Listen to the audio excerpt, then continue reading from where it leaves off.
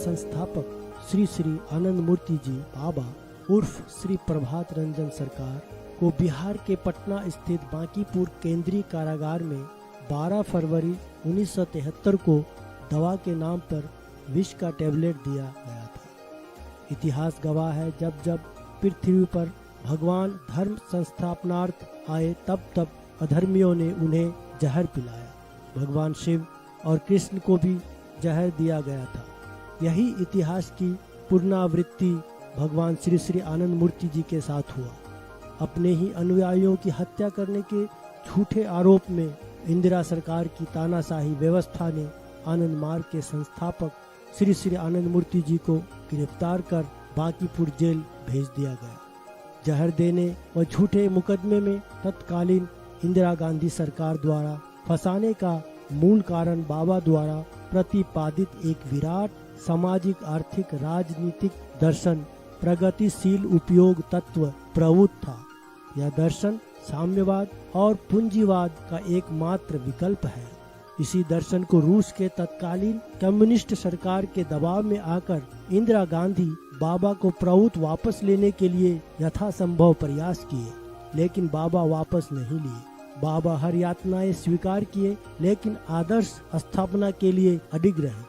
अंततः सच्चाई की जीत हुई और इंदिरा हारी। पूरे विश्व में प्रभुत्व ही एकमात्र ऐसा सामाजिक आर्थिक दर्शन है जो सभी लोगों को 100% रोजगार की गारंटी देता है। साथ ही विश्व की सभी 32 प्रकार की समस्याओं का समाधान और विश्व सरकार की अस्थायी संकल्पना प्रभुत्व में दिया गया है। एक सेल में बंद और स्वस्थ वातावरण में बहुत दिनों तक रहने से बीमार पड़ना स्वाभाविक था। जेल के अंदर बाबा बीमार पड़ गए। उस समय जेल के चिकित्सक डॉक्टर HK घोष थे। जानबूझकर सरकार ने डॉक्टर घोष को बदलकर एक मुस्लिम चिकित्सक डॉक्टर रहमतुल्लाह खान को लाया गया। श्री श्री आनंद मूर्ति जी बाबा उस समय काफी बीमार चल रहे थे। 12 फरवरी को काफी बीमार पड़ गए और 11 बजे रात को डॉक्टर रहमतुल्लाह खान ने बाबा को दवा के नाम पर विष का टैबलेट दिया। फिर क्या था, बाबा बेहोश हो गए। उनके शरीर सिकुड़ने लगे, आंखों की रोशनी चली गई, शरीर दुर्बल हो गया। मस्तिष्क में असह्य पीड़ा एवं निष्क्रिय का बोध होने लगा। बाबा की किसी तरह जान बच गई। बाबा ने दवा के नाम पर विष प्रयोग की जांच की मांग राष्ट्रपति, प्रधानमंत्री एवं बिहार के राज्यपाल से की, परंतु पत्रों के अवहेलना कर सरकार ने विष प्रयोग की न्यायिक जांच करने की अपील को ठुकरा दिया। तब बाबा सरकार को सूचना देकर अप्रैल 1973 को अन्न यानी ठोस भोजन को त्याग कर जेल मैनुअल के अनुसार कुछ न कुछ भोजन के रूप में लेना अनिवार्य है, उपवास आरंभ कर दिया। न ही सरकार ने विष प्रयोग की जांच करवाई और न ही बाबा ने अपना उपवास तोड़ा। इस अन्याय के खिलाफ विश्व भर में कई अनुयायियों ने आत्मदाह किया, लेकिन विश्व की सभी सरकार व भारत सरकार ने 9 आत्मदाह की पुष्टि की। बांकीपुर जेल, पटना और दिल्ली के पुराना किला पर भी जीवनदानी कार्यकर्ता ने आत्मदाह कर लिया था। तब भी इंदिरा सरकार ने जहर कांड की न्यायिक जांच करने से तो दूर मेडिकल जांच भी नहीं करवाया। इससे भी मन नहीं भरा तो आनंद मार्ग पर 1975 में आपातकाल लागू कर दिया और मार्गियों को जेल में डालने लगा। क्योंकि इंदिरा सरकार रूस के दबाव में आकर मार्ग और आनंद मूर्ति जी तथा इनके द्वारा रचित सामाजिक आर्थिक प्रभुत्व को सदा के लिए खत्म करने पर तुले थे, लेकिन भगवान को कुछ और ही मंजूर था। जीत अंततः आनंद मार्ग की ही हुई। 5 वर्ष 4 महीने 2 दिन तक उपवास जारी रहा। अंततः हत्या मामले में हाई कोर्ट से बरी होकर बाबा जेल से रिहा हो गए। जेल से बाहर निकलकर बाबा पाटलिपुत्र आनंद मार्ग आश्रम में 5 वर्ष 4 महीने 2 दिन के बाद उपवास तोड़े। तब से आनंद मार्ग का रथ अनवरत रूप से चल रहा है। आज यह दुनिया के लगभग 225 देशों में कार्यरत है। यहाँ तक कि हिंदू, मुस्लिम, ईसाई, क्रिश्चियन देश भी इसे स्वीकार किए। बाबा को जहर देने की तिथि 12 फरवरी को आनंद मार्गी पूरे विश्व में नीलकंठ दिवस के रूप में मनाते हैं।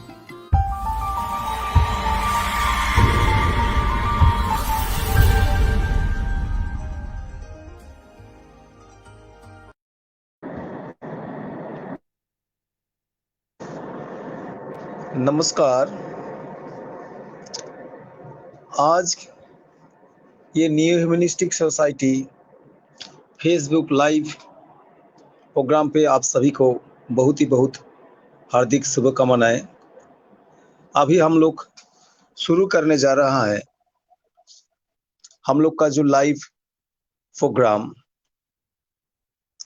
आज के आलोच्य विषय है नीलकंठ दिवस। ये नीलकंठ दिवस के ऊपर आज के ये लाइव प्रोग्राम में हम लोगों का पास आलोचक के रूप में मौजूद है प्रवीण आनंद मार्गी दादा खगन चंद्र दास, और हम लोग को साथ और एक आनंद मार्गी हैं डॉक्टर सुशील जी। आप सभी को बहुत शुभकामनाएं लेकर शुरू करने जा रहे हैं आज के लाइव प्रोग्राम।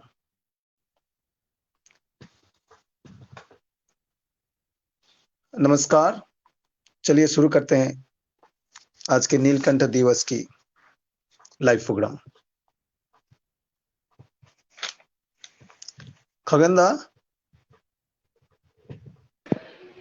सुशील जी से शुरू करवाइए, हेलो। वो अच्छा रहेगा। खगनदा डॉक्टर नमस्कार। सुशील जी, दादा। जी दादा, नमस्कार दादा। हाँ नमस्कार दादा, हाँ डॉक्टर आप सुशील जी शुरू कीजिए। नमस्कार। चलिए, क्या बात है कुछ दादा। ठीक है, अच्छी बात है दादा।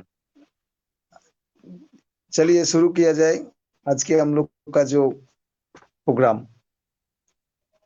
जी, नीलकंठ दिवस के ऊपर आप कुछ बात रखिए। जी दादा, आज का दिन बहुत ही महत्वपूर्ण दिन है और आज नीलकंठ दिवस है और आज संजोग से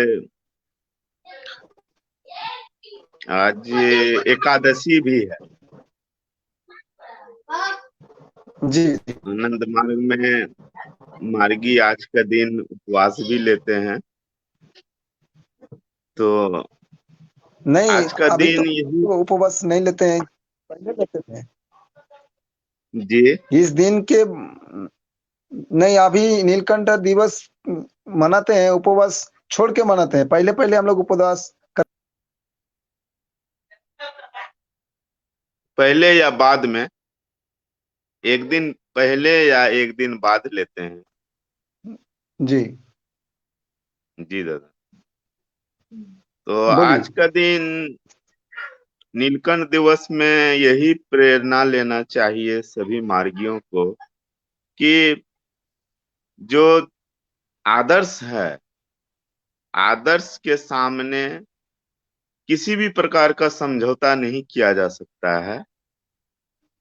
और आदर्श को हम लोगों को यही कोशिश करना चाहिए कि आदर्श को हम लोग को आगे बढ़ाते रहने चाहिए।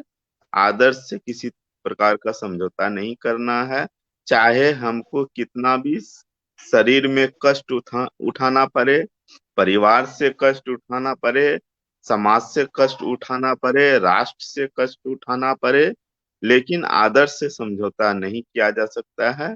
आज के दिन हम लोग यही एक तरह से शपथ के रूप में ले सकते हैं कि नीलकंठ दिवस में हम लोग आनंद मार्ग के आदर्श की स्थापना करें।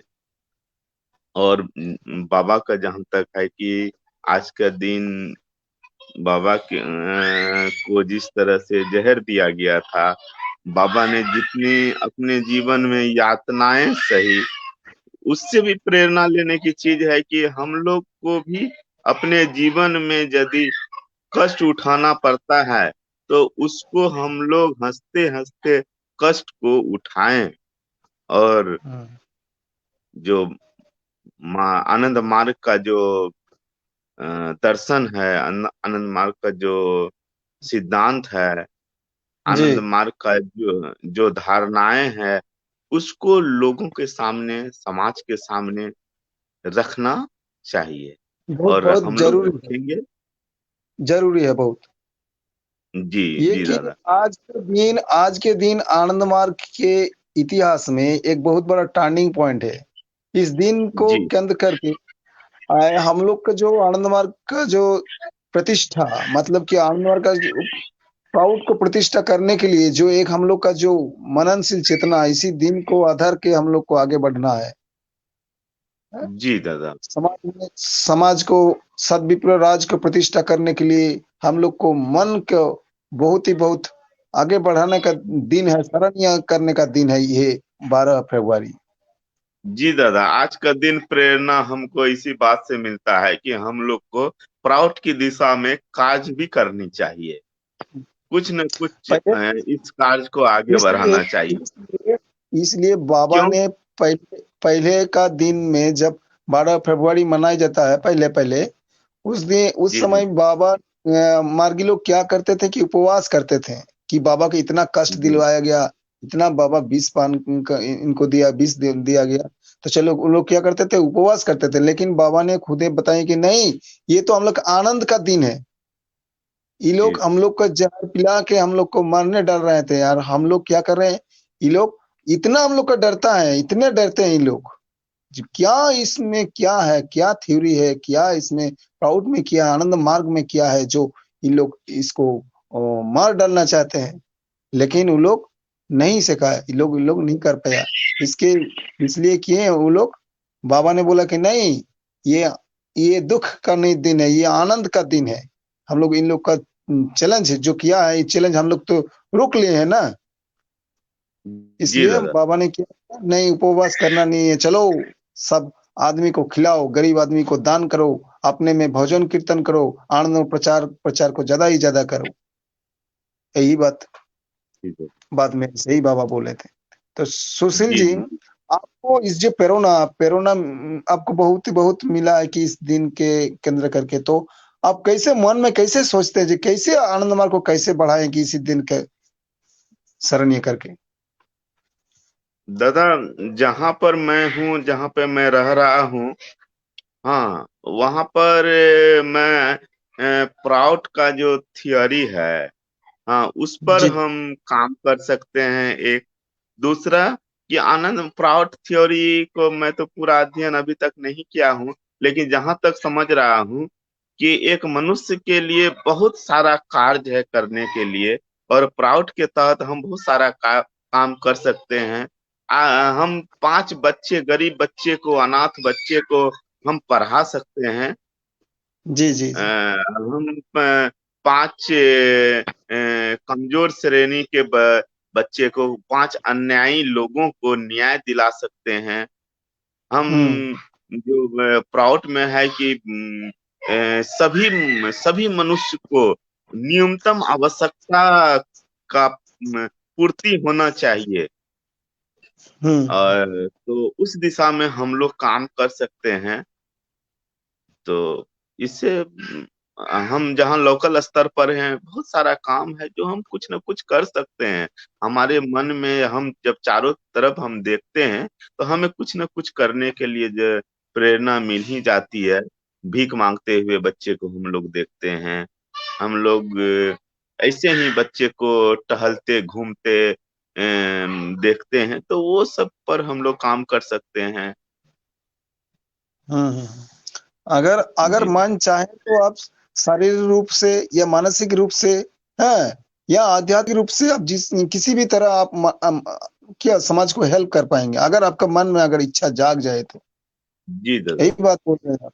ठीक है। आप तो आपके फील्ड में आप काम कर रहे हैं फिर इसी तरीके ना। जी दादा, ये यहाँ के बारे में हम बताना चाहेंगे। आनंद में किशनगंज जी में आनंद मार्ग आश्रम है। और चूंकि कुछ कारण से वहां पर जो है, मतलब कि न्यायिक पेच में थोड़ा फंसा हुआ है वो जगह, किशनगंज का। जी यहाँ 2 आश्रम है। एक आश्रम तो चल रहा है चालू, लेकिन दूसरा आश्रम ऐसे ही पड़ा हुआ जंगल वगैरह है।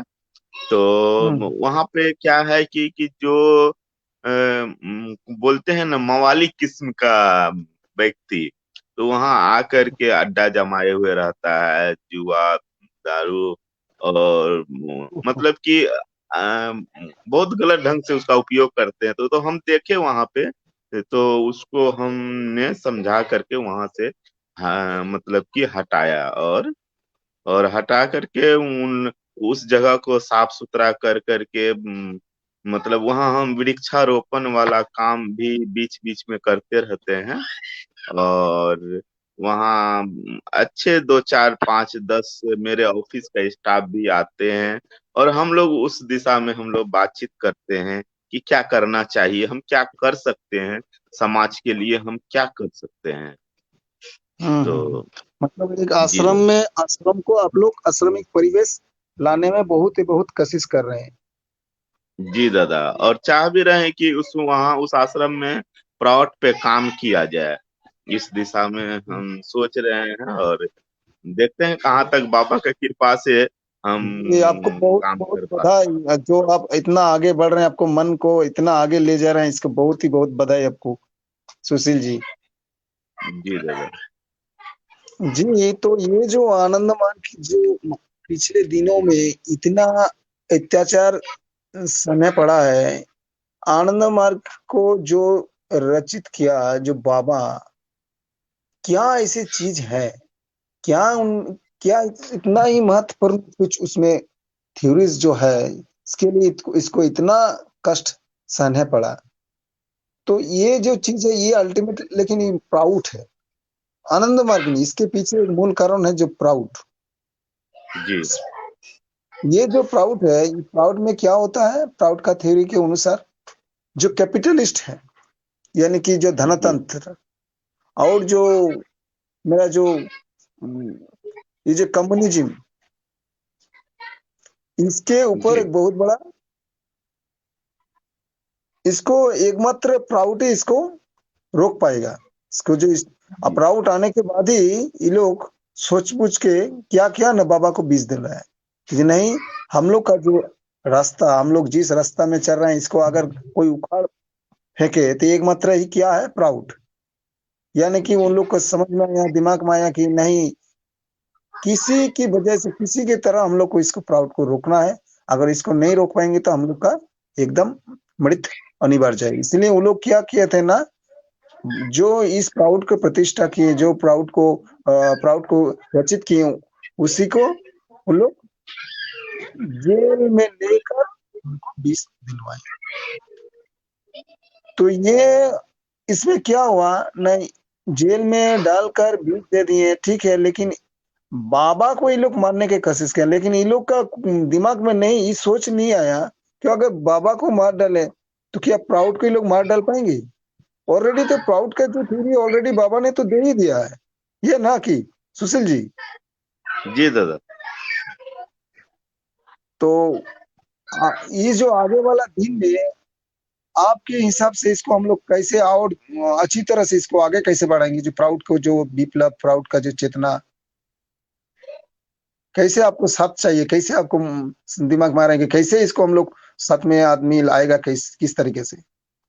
जी ऐसा है कि दादा, प्राउड का जो थियरी है वो पूंजीवाद और समाजवाद, वो दोनों हम्म के बीच का जो आदर्श सिद्धांत है, उस रूप में प्राउड थ्योरी बनाया गया है। क्योंकि पूंजीवाद ज्यादातर पूंजी को ध्यान में रख कर करके अधिक से अधिक अमीर लोग, कहा जाता है कि पैसे वाला ही ज्यादा पैसा कमाता है। और जी समाजवाद में जो सिद्धांत है, तो समाजवाद में क्या है कि एक ही व्यक्ति के हाथ में स्टेट को पावर दे दिया जाता है, और वही सारा चीज को नियंत्रण करते हैं। तो इसमें क्या होता है कि जो गरीब है, जो निम्नतम कैटेगरी का व्यक्ति है, उसको जो है, उसको उसके हाथ में कुछ नहीं रहता है। वो राज का एक तरह से राज के मतलब कि राज के अंदर में रह करके वो अपने आप को सरवाइव करता है। लेकिन समय प्राउड का थियरी मतलब जो जो है वो क्षमता है, क्षमता को प्रत्येक, केंद्रीभूत करता है, क्षमता को केंद्रीभूत करता है, जी सेंट्रलाइज हाँ, कर रहे हैं। ये केंद्रीभूत लोग करता है। क्षमता जी को जी जी जी डिसेंट्रलाइज नहीं कर रहे हैं। ठीक ठीक ठीक, बोलिए। डिसेंट्रलाइज नहीं करता है, जबकि वो बात कर रहा है डिसेंट्रलाइजेशन के, कि सभी लोगों को, सभी को हम जो है जो भी न्यूनतम चीज है उसको हम मुहैया कराएंगे। लेकिन ऐसा नहीं हो पाता है। और नीचे तबके के व्यक्ति जो है शोषण का शिकार, जैसा कि ये रूस है या जो भी साम्यवादी देश है, समाजवादी देश है, उसमें होता चला गया है। तो बाबा ने जो प्राउड थियरी बनाया है, तो यह एकदम आदर्श थियरी है। और इसमें क्या है कि बहुत बैलेंस ढंग से इसमें काम किया जा सकता है। और प्राउड थियरी का जहां तक बात है, तो इसका जो फुल फॉर्म है प्रोग्रेसिव यूटिलाइजेशन थियरी, यही है ना दादा? तो प्रोग्रेसिव यूटिलाइजेशन थियरी का मतलब ही होता है कि समाज में जो उपयोगी वस्तु है उसको अधिक से अधिक जो है हम सभी लोगों में यूटिलाइज करें। और उसका प्रोग्रेसिव यूटिलाइजेशन थ्योरी मतलब समाज में जो है अधिक से अधिक हम लोगों के बीच में लोगों को हम जो है आगे बढ़ाएं। तो प्राट थियरी एक संतुलित थियरी सिद्धांत है। और इस आने वाला दिन में जो है सो समाजवाद हो या पूंजीवाद हो, ये सब धाराशायी हो जाएगा। और ऐसा विकल्प हम लोग के सामने आ जाएगा कि प्राउड खुद ब खुद काम करने लगेगा, ऑटोमेटिक काम करने लगेगा। इसमें जो सिद्धांत दिया गया है। इसके पीछे सबसे बड़ा जो कारण है, वर्तमान जो राजपाट है, इस राजपाट में किया नीतिवान का कोई चिन्ह नहीं है। और अगर जी प्राउड कोई का जो ये अगर प्रथम स्तरीय की कल्पना है, इसमें क्या नीतिवाद आदमी रहेंगे, नीतिवाद नीतिवाद की प्रतीक्षा नैतिकता। करेंगे। हाँ, नैतिकता। तो जी जहाँ जी नैतिकता नहीं रहेगा वहाँ राजपाट कभी कभी नहीं सुधर पाएगा, वो ठीक से ठीक ढंग से नहीं चल नहीं, और पाएगा। वो अस्थाई भी नहीं चल पाएगा, ज्यादा दिन हाँ अस्थाई भी नहीं चल पाएगा।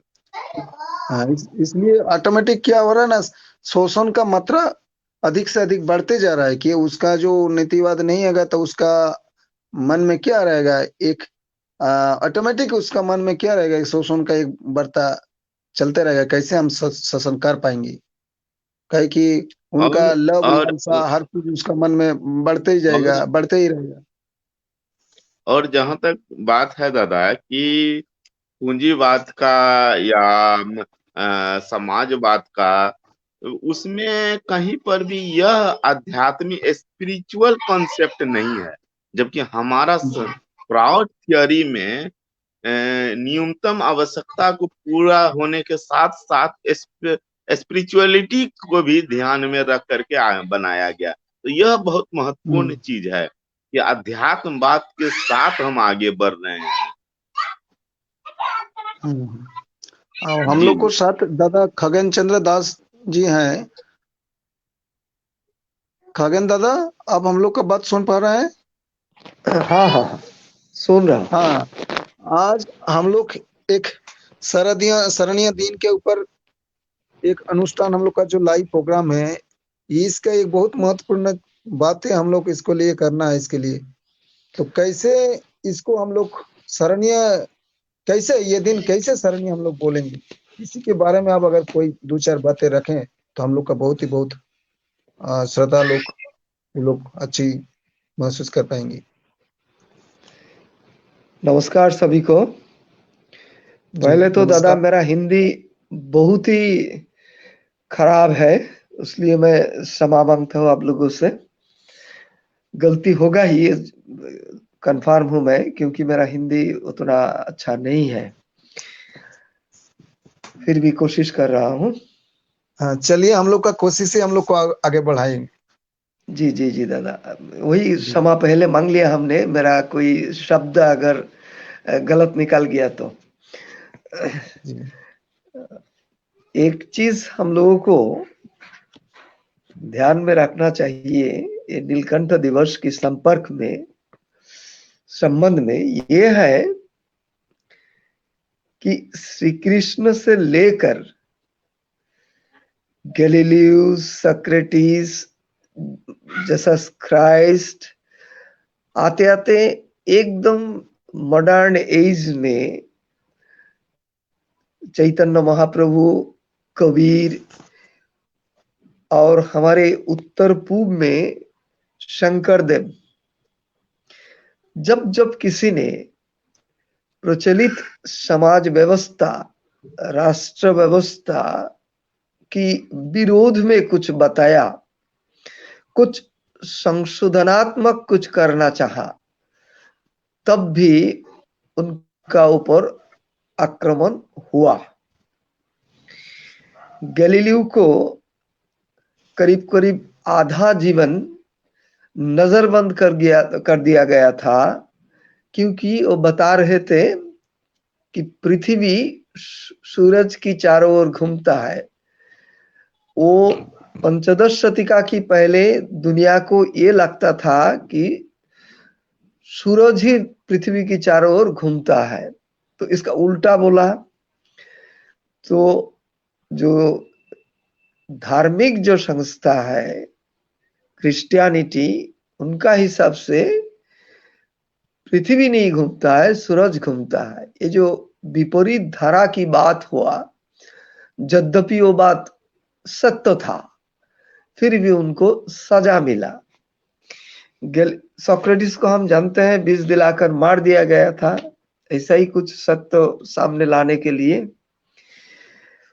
इधर आकर के देखिए, राम मोहन राय से लेकर किसी को भी समाज नहीं छोड़ा है, रविंद्रनाथ तक किसी को भी नहीं छोड़ा है, क्योंकि एक ही कारण है सबका पीछे, वो है किसी ना किसी उपाय से ये लोग सत्य को प्रकट करना चाहते थे। तो श्री आनंद मूर्ति जी ने एक नहीं, दो नहीं, कई सत्य को उजागर कर किया हम लोगों के सामने।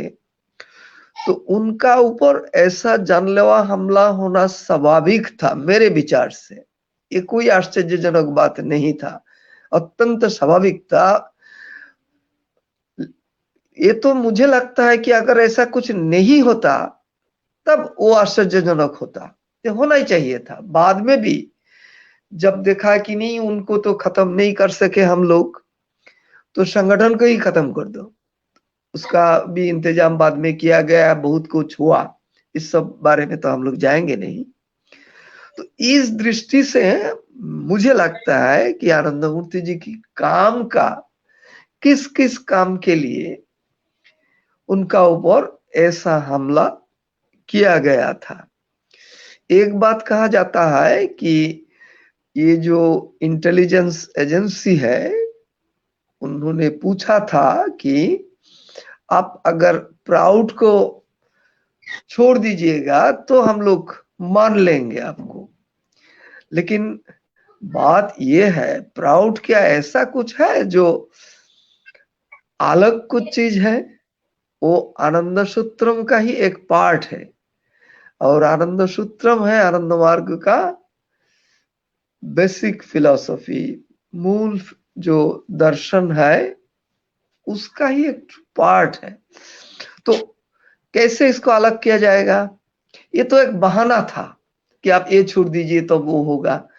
क्योंकि बहाना इसलिए कहता हूं, उन्होंने धर्म को जो जिस दृष्टिकोण से देखा है, वो भी प्रचलित समाज व्यवस्था के साथ मिलते जुलते नहीं।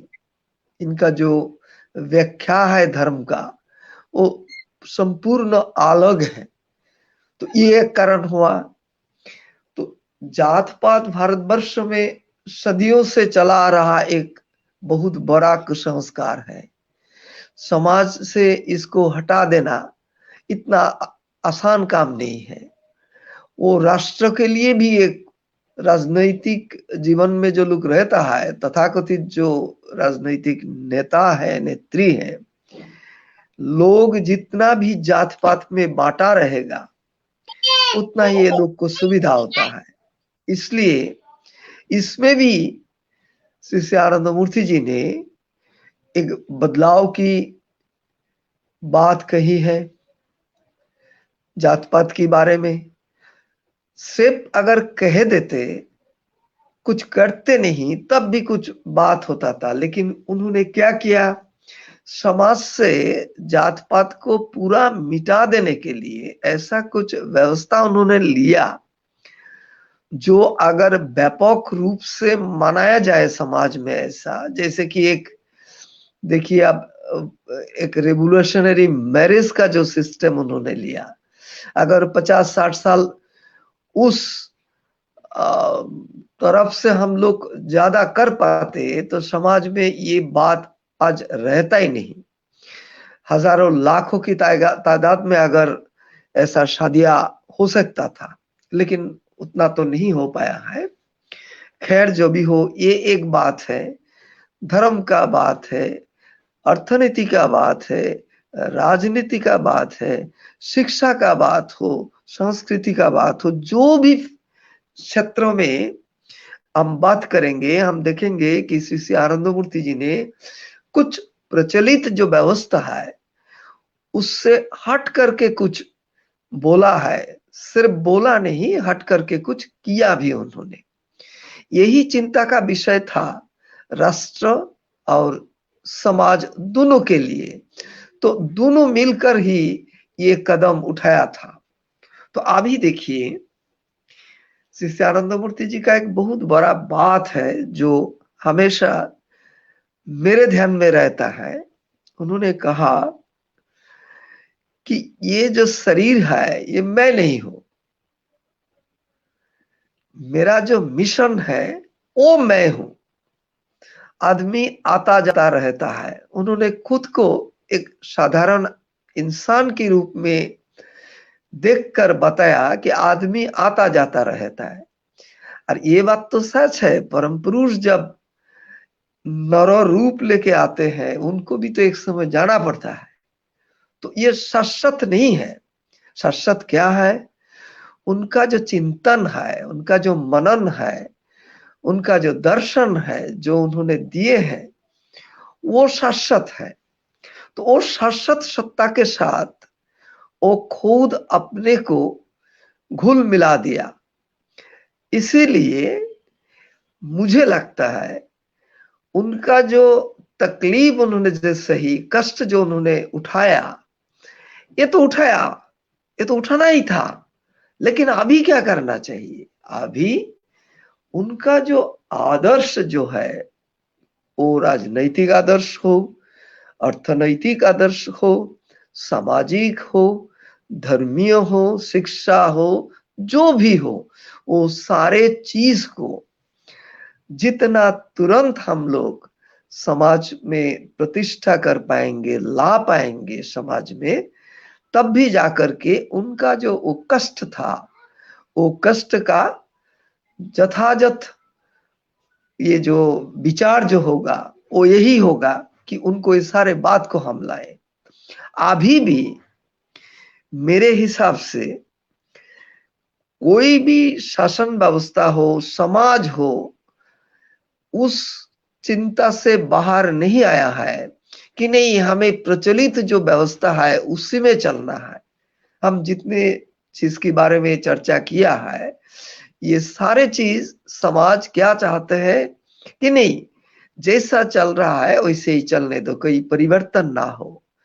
और परिवर्तन हो भी इतना धीरे हो कि सालों लग जाए।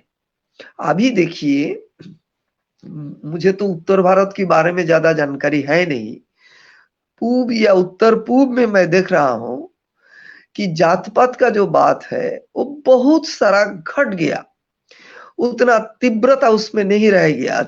आज के दिन में, आज के जमाने में लोग बहुत नॉर्मल हो गया। और रहा धर्म की बात में, उसमें भी देखिए एक चीज हुआ कि लोग ये जो पौत्तलिकता जो है, इसको लोग ज्यादा, इस पर लोग ज्यादा ध्यान नहीं दे रहे हैं। इसको सिर्फ एक अम्यूजमेंट की तरह, एक विनोदन की हिसाब से इसको मनाया जा रहा है। इसमें कोई स्पिरिचुअल कुछ नहीं है, ये लोग समझ रहे हैं। लेकिन ये जो समझ लोग रहे हैं वो बहुत ज्यादा धीरे हो रहा है। हम लोगों को क्या करना चाहिए कि ये सब सारे जो क्षेत्रों है, इस सारे क्षेत्रों में आनंद मूर्ति जी का जो चिंतन है उसको और गति के साथ समाज के अंदर ले जाना चाहिए। एक बात मैं सुन रहा था, आप लोग प्राउड के बारे में डॉक्टर सुशील जी बात कर रहे थे दादा, तो देखिए आज समाज में अभी भी प्राउड जो एक क्या है, प्राउड ये वर्ड क्या है, ये शब्द क्या है, इसका बारे में भी ज्यादातर लोगों को, ज्यादातर क्या किसी को भी पता नहीं है। कब कम आदमी है जो जानते हैं इसके बारे में। हाँ, इसका ये एक्रोनाइम है, अभी भी हमको ये बताना पड़ता है। ये एक एक्रोनाइम है, प्रो मतलब प्रोग्रेसिव, यू मतलब यूटिलाइजेशन, टी मतलब थ्योरी, प्रगतिशील उपयुक्त तत्व, ऐसा ऐसा करके लोगों को बताना पड़ता है। मतलब ये जो कॉइंड किया गया वर्ड जो है आनंद मूर्ति जी का, ये वर्ड के बारे में ही समाज में उतना जानकारी नहीं है।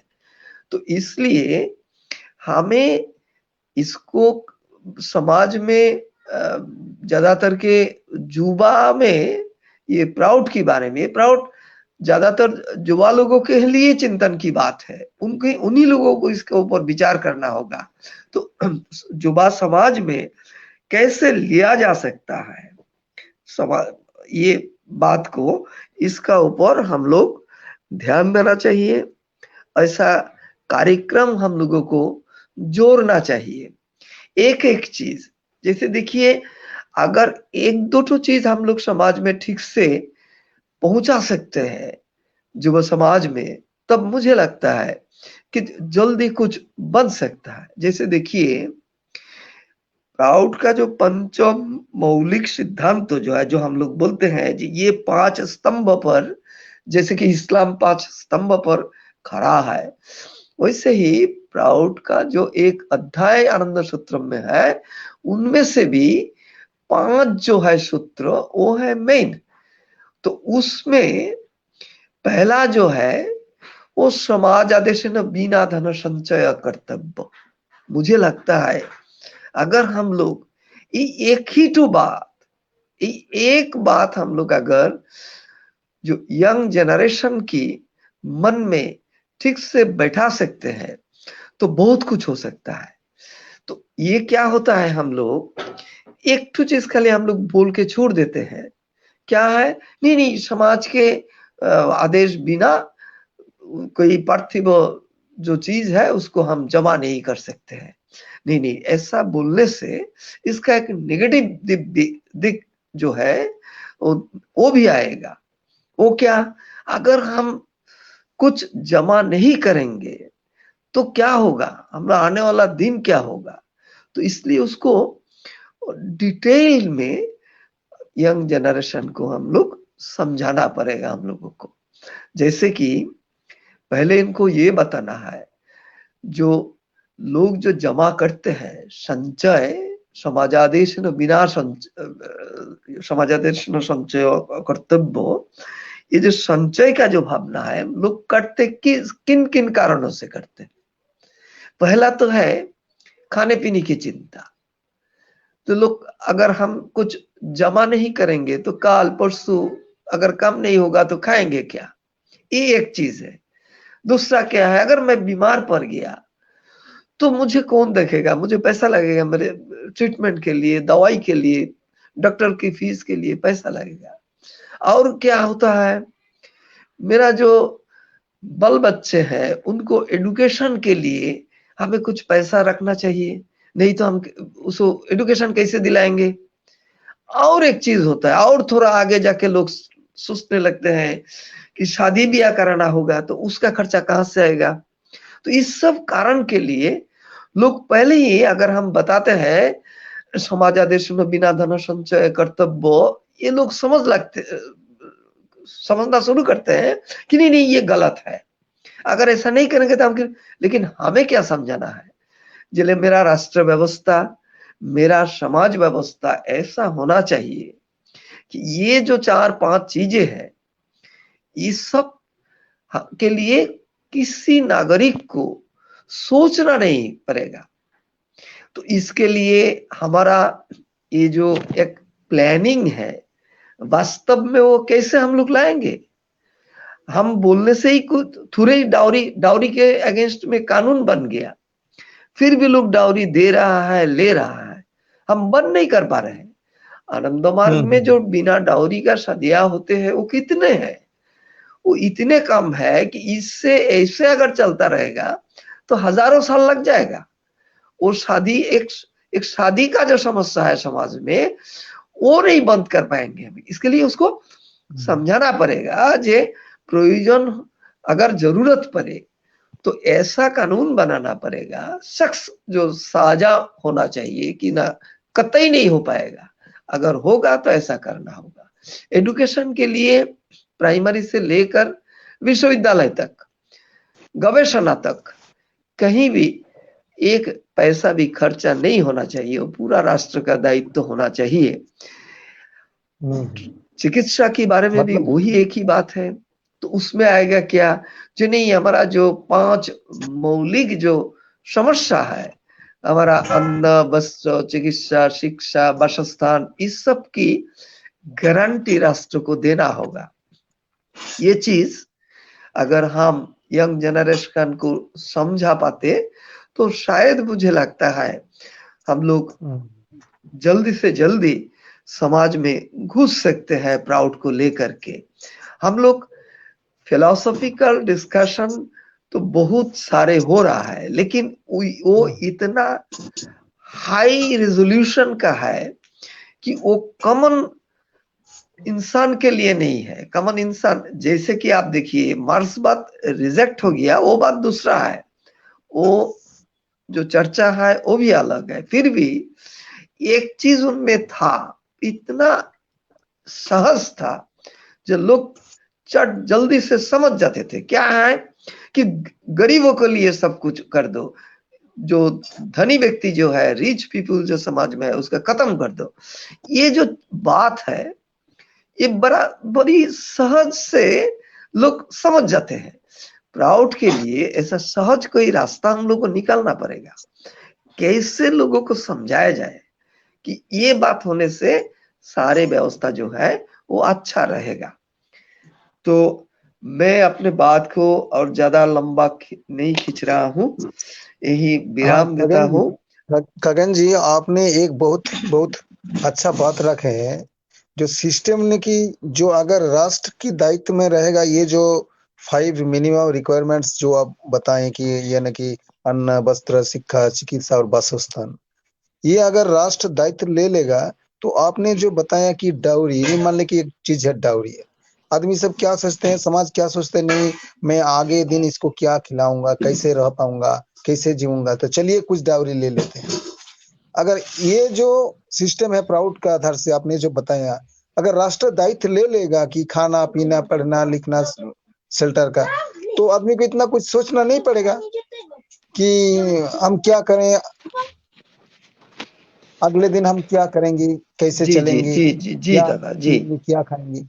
तो ये बात बहुत सिस्टमेटिकली प्राउड में बहुत सिस्टमेटिकली दिया है, जो साइंटिफिकली दिया है, ये ना कि जी दादा, तो वही हम बता रहे थे कि इसको समाज में लाना पड़ेगा, समाज के अंदर घुसना पड़ेगा। लोग अगर आपका साथ नहीं रहेगा तो आप कोई भी आइडिया या आदर्श जितना भी ऊंचा, जितना भी अच्छा क्यों ना हो, अगर लोग आपके साथ नहीं देंगे तब तक आप कुछ नहीं कर पाएंगे। उस दिशा में हमें काम करना चाहिए। मेरा हिंदी अगर आपको तकलीफ दिया है, तकलीफ तो देगा क्योंकि वो अच्छा नहीं है, इसलिए मैं फिर भी और एक बार क्षमा मांगता हूँ आप लोगों से। नमस्कार सबको। आप बोले दादा आप जो भी बोले बहुत अच्छा और बहुत बेसिक बात बताएं और अच्छा कॉन्सेप्ट भी दिए दादा। आप अच्छा बताएं, हम लोग को प्रेरणा धन्यवाद दादा, मिले। आपको धन्यवाद। हाँ, नमस्कार। आज के ये हम नमस्कार। लोग का जो स्पेशल जो प्रोग्राम था, इस प्रोग्राम में हम लोग के पास खगन चंद्र दास महोदय थे और इसी के साथ हम लोग का किशनगंज से दादा डॉक्टर सुशील जी थे। आज के हम लोग का जो ये जो लाइव बहुत ही इम्पोर्टेंस एक लाइव प्रोग्राम हम लोग कर पाए, इसलिए हम लोग बहुत मैं खुद बहुत आनंद लिए इसमें। और आप सभी को श्रोता बंधु, आप सभी को मेरी ओर से बहुत ही बहुत फिर से शुभेच्छा। हाँ, धन्यवाद। और हम लोग का जो न्यू ह्यूमनिस्टिक सोसाइटी का जो पेज है, आप लोग फॉलो कीजिए इसको और अच्छी तरह से इसको सपोर्ट कीजिए। कैसे हम लोग आगे बढ़े, ये न कि कैसे हम लोग को समाज को अच्छी तरह से सुधार पाए। हैं, आप लोग इसमें भाग लें, अवश्य इसमें भाग लें, प्रोग्राम में आए, लाइव में आए और आपके मन की बात समाज को कैसे हम लोग आगे बढ़ाएंगे, इसके लिए आपको हर एक समय हर कदम में आपको साथ मिलाना जरूरी है। क्या जी सुशील जी? दादा बिल्कुल सही बात बताए दादा, एकदम जरूरी है दादा यह चीज, चूंकि यह चीज ये आप नहीं बोल रहे हैं, यह समय बोल रहा है दादा। ये समय की हम्म मांग है दादा। हम्म। और देखिए, दिशा अगर में हम मन लोग चाहे को तो कुछ भाषा क्या करेगा, खाना क्या करेगा, शेल्टर क्या करेगा। हम लोग जी जी जी कुछ तो कुछ हम लोग को देखिए, जो समाज के आगे रहते हैं, जो समाज को बढ़ाने की चाहते हैं, उन लोग को हर टाइम कुछ ना कुछ उनको तकलीफ लेना ही पड़ेगा। जी तो जी आज हम बिल्कुल लोग जो बिल्कुल। आलोचना किए, हाँ, हम लोग जो आलोचना कर रहे हैं, हम लोग अपने के लिए नहीं कर रहे हैं, हम लोग दूसरों के लिए कर रहे हैं। जी दादा। हाँ, तो दूसरों के लिए कर रहे हैं, तो इसमें हम लोग कोशिश, हम लोग का कोशिश जारी रहेगा। हर चीज में हम लोग जितना मन प्राण लगाकर हम लोग का कोशिश जारी रखना चाहूंगा। हैं, मैं भी क्या हूँ, जी मैं भी कोशिश करता हूँ। तो चलो, ये जो नियो मिस्टिक सोसाइटी जो पेज इतना इतना मन को मतलब क्या समाज के लिए सब कर रहा है, सब दे रहा है, ये तो बहुत एक अच्छा ही बात है।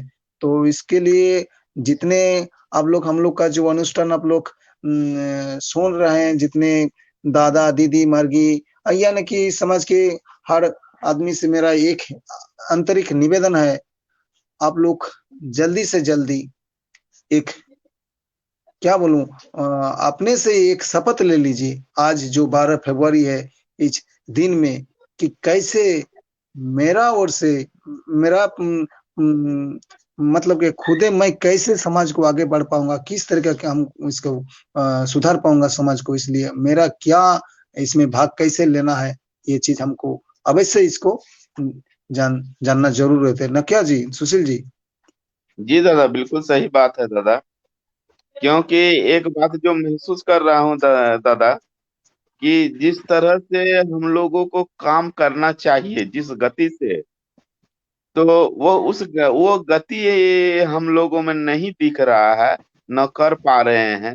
और इसके चलते मन में एक तरह से जो है भावना जगते रहती है कि क्या हम वैसा कुछ कर नहीं पा रहे हैं। लेकिन इस ये न्यू ह्यूमनिस्टिक पेज के तहत हम लोग कुछ न कुछ प्रेरणा ले करके आगे बढ़ करके कुछ करने का प्रयास करेंगे दादा।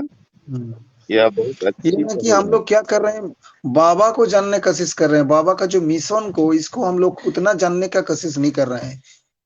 जी किसी जगह ने बाबा ने बोला है कि if you want to know me, you जी work with my mission, you work, जी यानी कि जो मेरा मिशन है, इसमें आप लोग जी जी काम कीजिए, काम इसमें प्रैक्टिकल में आइए। बाबा बोले हैं कि यदि हम्म, मुझे जानना चाहते हो तो मेरे मिशन को पे काम करो, अच्छी वो तरह से खुद जानिए। ब खुद मुझे जान जाओगे।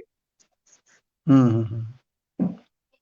तो जी इसी दादा। के हिसाब से इस जो दिन है, बहुत महत्वपूर्ण दिन है, स्मरणीय दिन, तो ऐतिहासिक दिन तो जी वैसे ही है, स्मरणीय दिन है।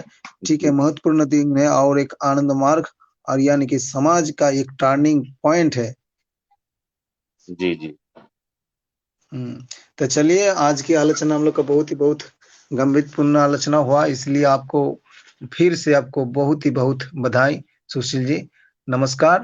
दादा आज आप लोग को भी बहुत धन्यवाद, और खगेन दादा भी बहुत अच्छे से बेसिक बात बताए हैं। आलोचना का समृद्धि की, आज की आलोचना का बहुत जी जी जी। जिक्तपूर्ण समृद्धि की आलोचना की, इसलिए ठीक है दादा जी, नमस्कार। जी जी नमस्कार और हम दादा। लोग, नमस्कार। नियो मिनिस्टिक सोसाइटी फेसबुक की ओर से आप सभी को बहुत धन्यवाद।